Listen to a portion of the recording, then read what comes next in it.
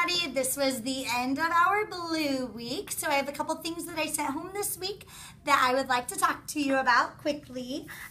You should be getting a paper like this that says Kids A to Z. It's all about a reading program that we use here in my kindergarten class. It is awesome. You can actually have your kiddos read stories, listen to stories, and they can send them to me.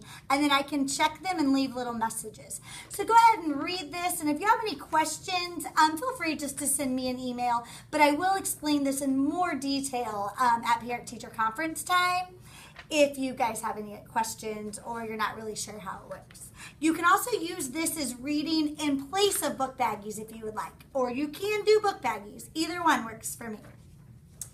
I sent home this paper. It is titled Bear Week.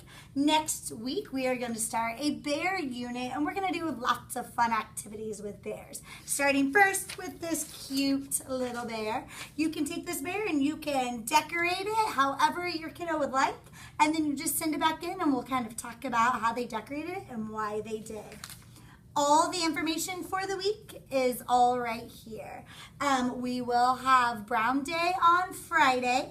We will have a bear picnic and a bear sleepover. So here's some information, and I'll send a little more about that next week.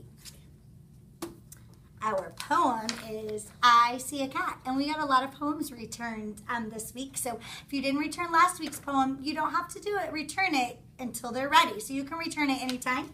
Here's I See a Cat, so you can go ahead and practice this one with your kiddos and send it back whenever they're ready to read. Our popcorn words for next week are we, my, and like. So I think that is all that I have for this week. Oh, your kiddos were really curious about my shirt, and I told them it was Mr. Rogers, and I told them how he was one of my favorites.